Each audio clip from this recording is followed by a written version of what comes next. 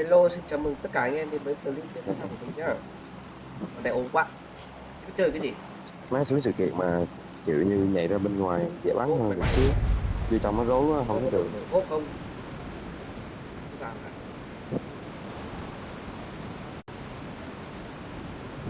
Chơi cái gì nào?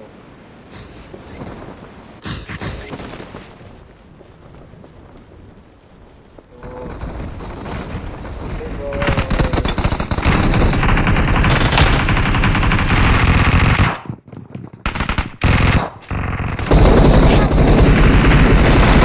Chết rồi.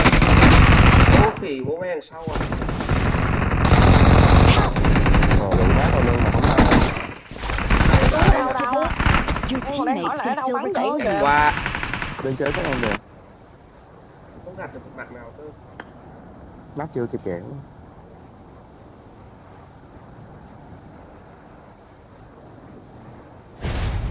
Ô má có mạng hèn quá. Đây cho Na tỏa.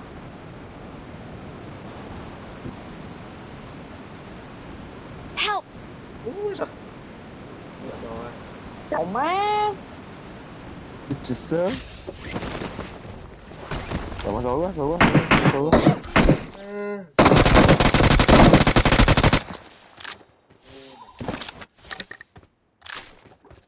Help! Trời ơi đủ mẹ. Nắp lộn. Cửa mình rồi. Bắn ra đây, thằng lộn ngu này. Có mạng thì đéo ăn.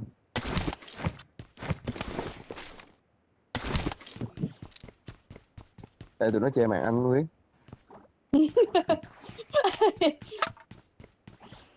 Đây. Lèo má che mạng anh chứ. Bị chê thiệt.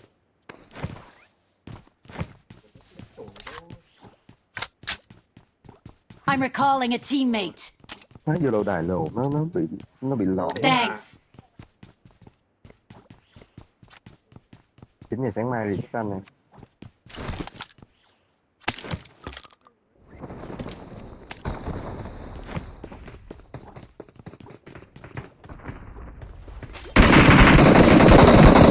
Rồi. Don't give up. Mẹ. Hai Chú thằng. muốn mồm Teammates nó can à? still recall you. I'm recalling a teammate. Thanks. Ngồi yên luôn.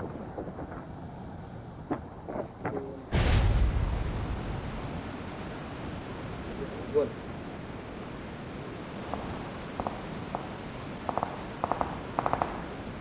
Một của tôi một.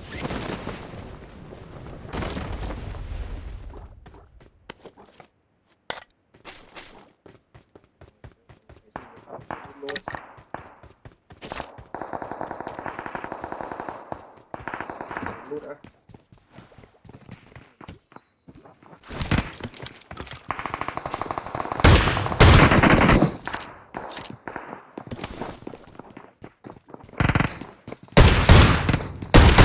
Má giờ vô kịp. Hai. Cầm sạc anh không mà, không nhớ xuống. Đúng. Dạ. Watch out. Ừ. Như vậy rồi.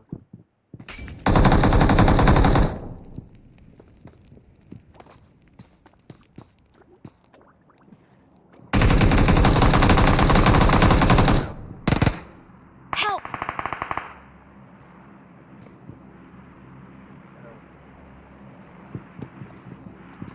Watch out.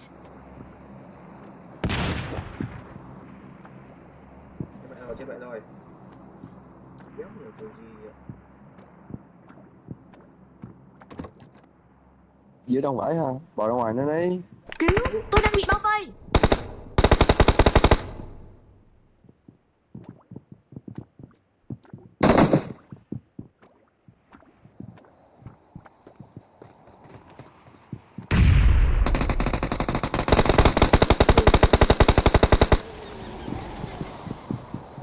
Watch out.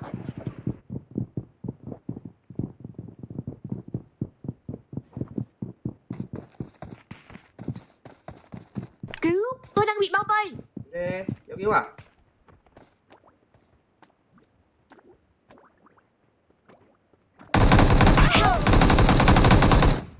Lớn rồi.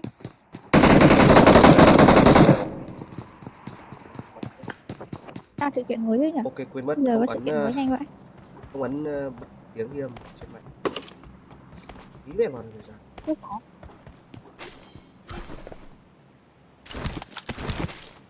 Anh, không phải anh. Không. Phải anh. Ok. Thế đợt phải bắn mấy trận sự kiện, không có sự kiện gì. Ủa có người. Đâu mọi người. Bot của em ấy nha, của em ấy nha. Đúng nha. Ok. Đây liếm tí đồ đã.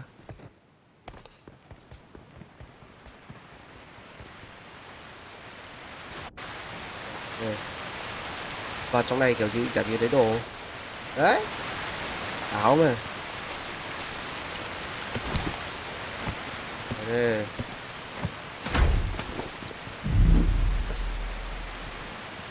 Liếm đồ đã, tí bắn sau. Không phải ngại.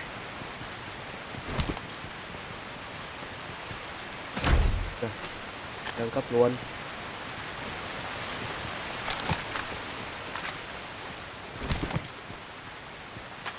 Ui dồi ôi. Mẹ người đúng rồi. Đây anh này. Em vào nhà đã. Ok đấy. Làm miếng máu đã. Help! Thôi. Mẹ nó nữa. Ôi. Don't give up. Your teammates can still recall you. Đây toàn xác của bot thôi. Please recall me. Cứu bạn ơi. Got it.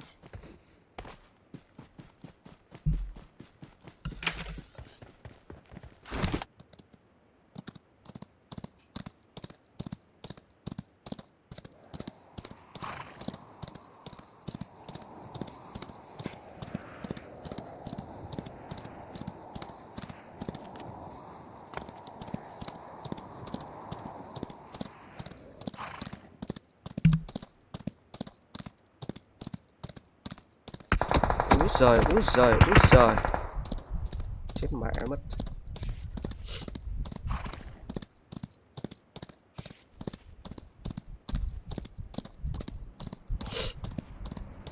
Rồi hồi sinh để nhảy xuống nào.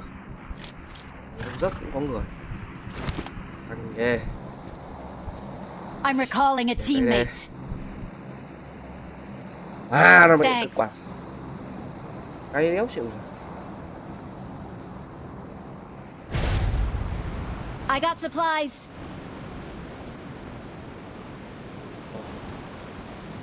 Thôi về đây tí. Phải là chẳng liếm được. Liếm tí đồ thôi mà. Gì đâu. Watch out. Ok. Help! Ôi giời ơi. Watch out. Nhà. Cái này chết mẹ rồi đéo gì đó. Watch out. Đâu vậy? Không sinh được. Sợ. Watch out. Ok Đi rồi lên đấy. trên mái nhà mà nó đi anh ơi. Watch out.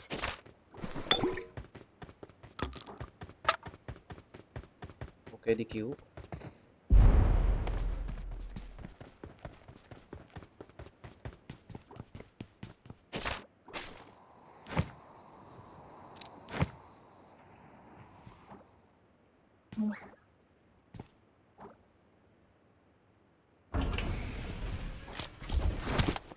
Ở đây.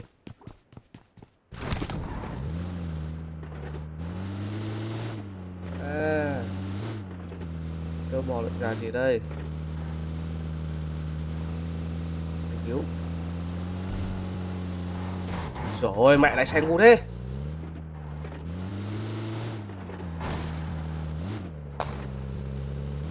Ôi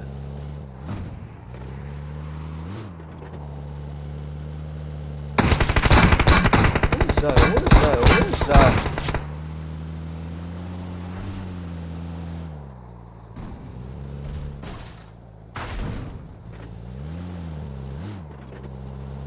Chưa? Mẹ cái bờ này nữa.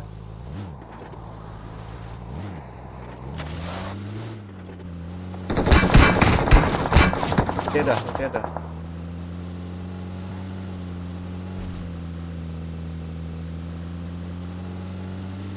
Đây thì có khả thi cứu không?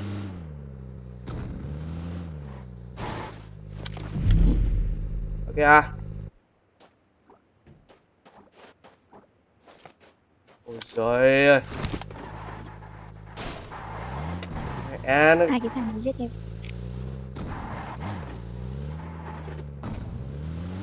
tại rồi. Chỗ ổn rồi đại vương ơi.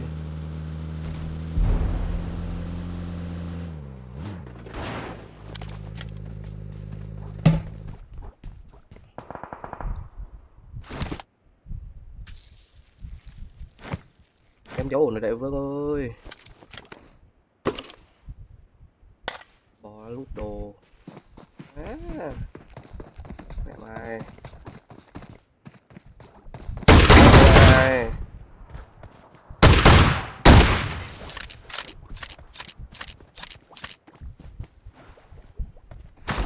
Còn một bạn nữa đâu.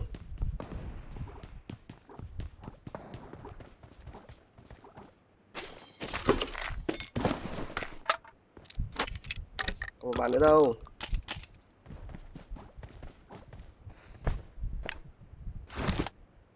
Thế đã ổn chưa?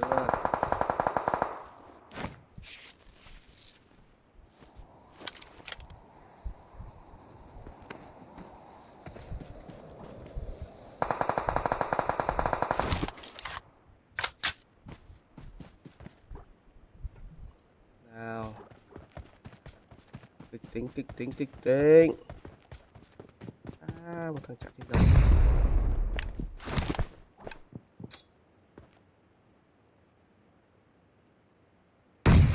Ui rồi.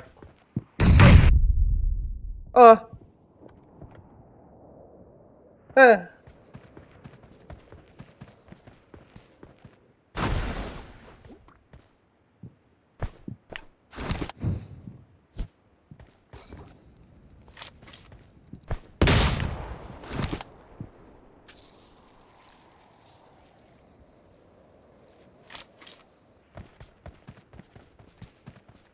No.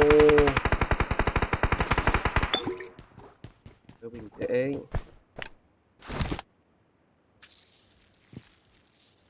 Cứ bình tĩnh. Watch out!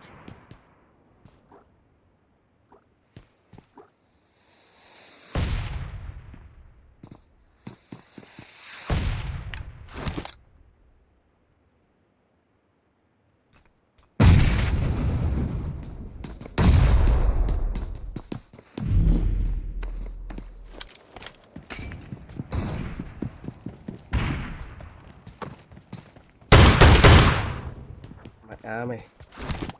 Awesome. Ui rồi. Ôi mẹ rồi.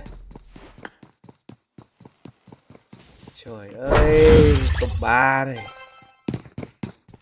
Hai thằng kìa. Thằng thế.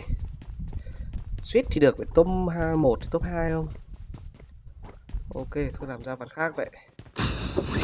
Ok, lại bắt đầu lại thôi. Phải có top 1, phải có top 1, phải có top 1. Rồi. Mẹ ăn. Mẹ rồi. Mẹ xuống đi.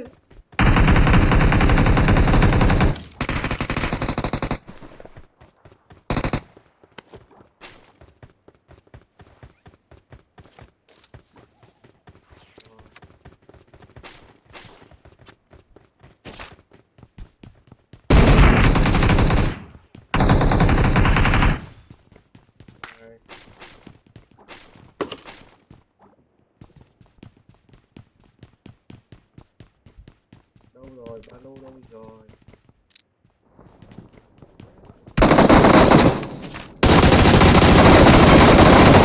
Help! Ôi rồi.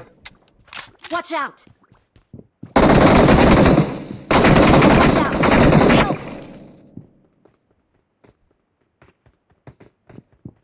Watch out! Dạ.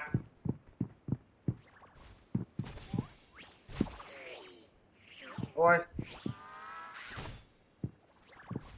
Cứu! Cứu, Tôi cứu, đang bị cứu, bao cứu. vây! Ôi thằng ơi. À đây. Việc chi ạ? Để lâu vãi đái.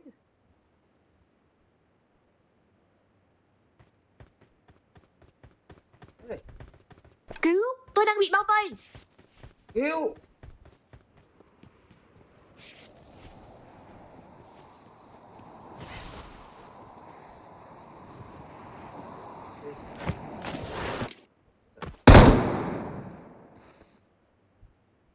À, cái đầu vậy vẫn chưa quen map.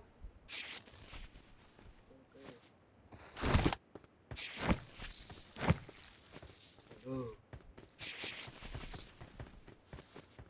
Attack the mark!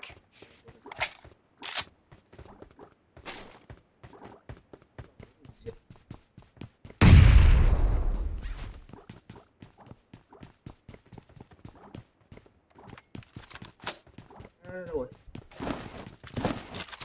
Đấy, thế này. Mình cầm chơi làm gì mà? Đây. Làm nè.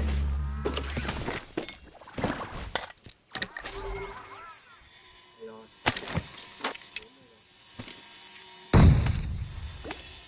Đây. Ô, điện thoại. Đấy.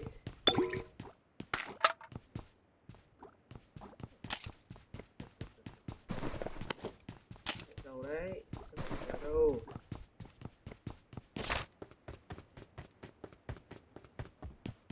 Đấy.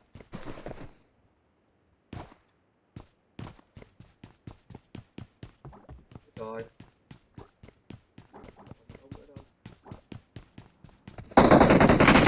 Kìa. Tập nhanh thế.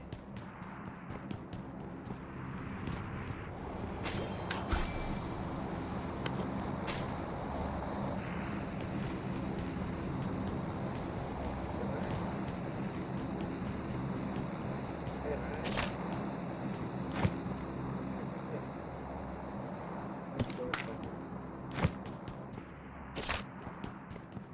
này. Tao đéo cất khiên.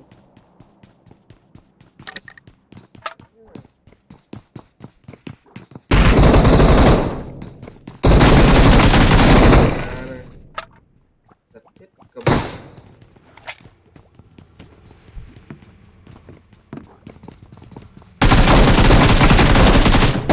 À, này.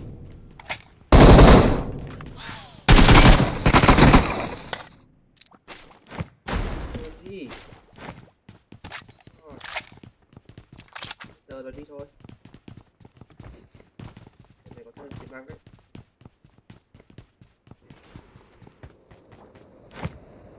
Đừng có trội.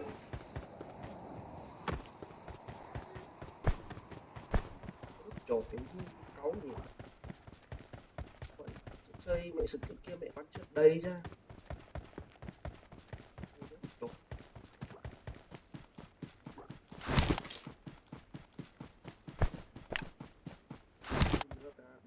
Pet à gì adrenaline.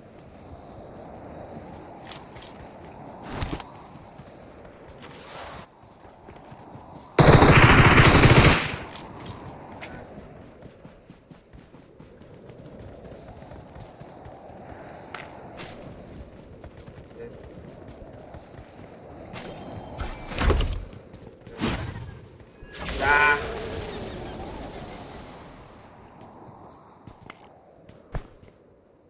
Được không?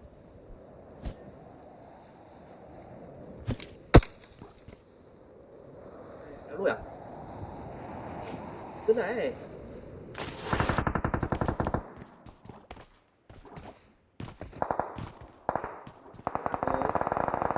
Đây,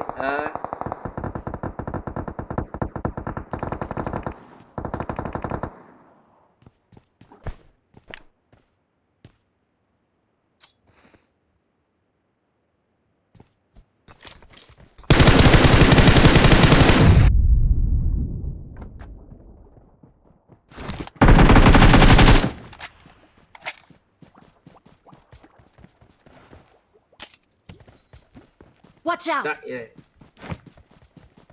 Bố này.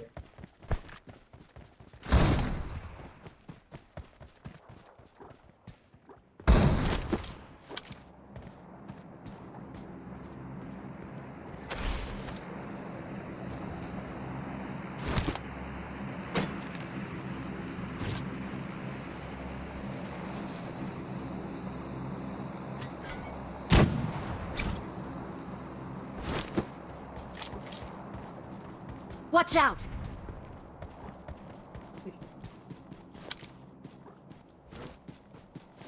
Này có. Ok, vào kiếm một đạn pháo đã. Help! Đây rồi.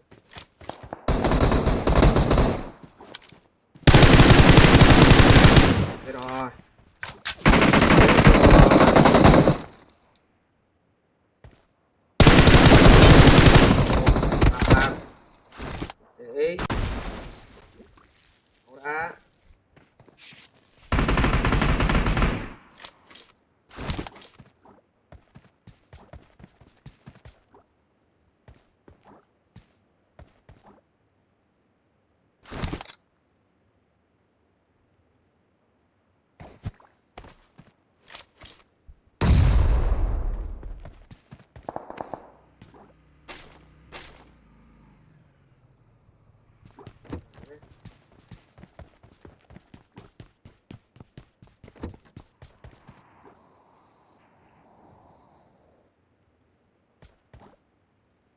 I'm recalling a teammate. Watch out! Rồi đấy.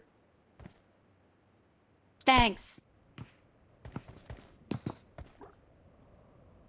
Đây, ra đây. Watch out!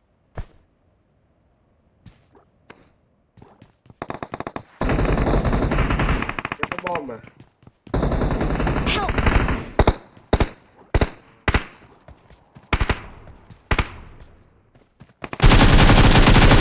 Một, ba.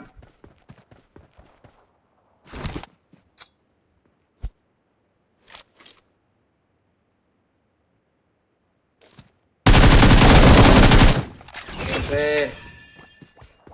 Hết phim. Ai mày không?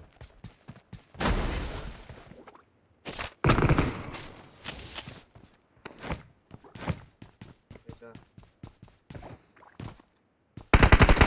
Help!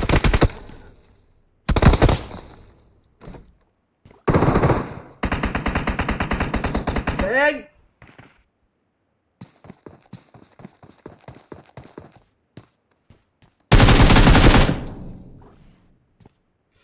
Thấy chưa? Bình tĩnh. Mẹ, tao gạt hết.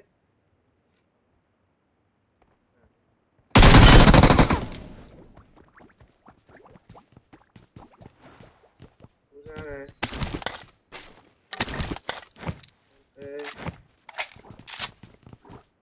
Ok. Ok luôn.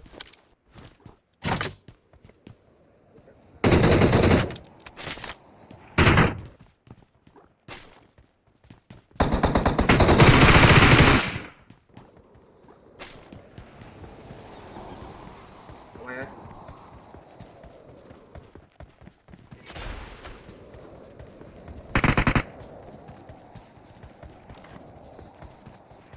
Đâu?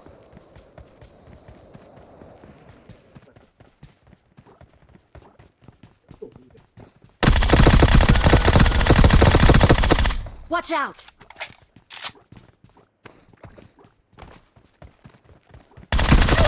Ôi rồi. Watch out!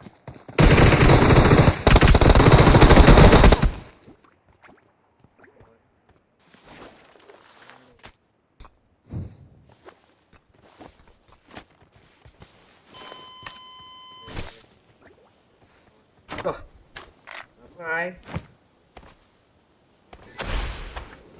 2. Ổn đấy, ổn đấy, ổn đấy.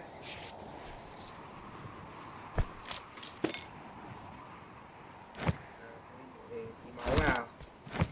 Rồi. Quân. Help! Trời ơi. Xin lỗi anh. Watch out!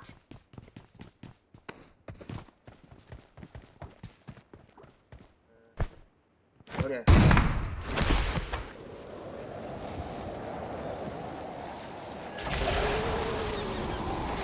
Help!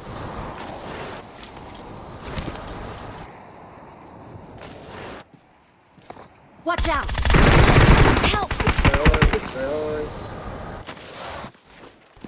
Watch out!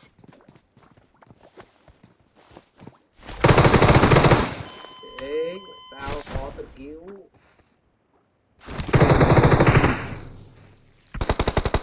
Ok. Mày biết rồi.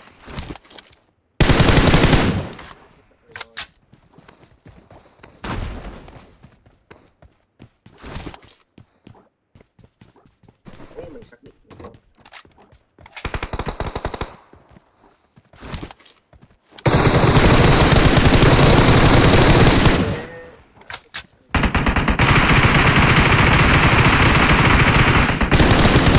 Ui trời ơi.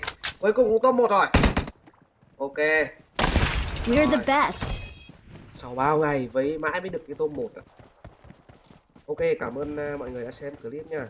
Hãy nếu mà thích thì hãy like và ấn đăng ký kênh để ra nhiều video hơn. Ok, cảm ơn.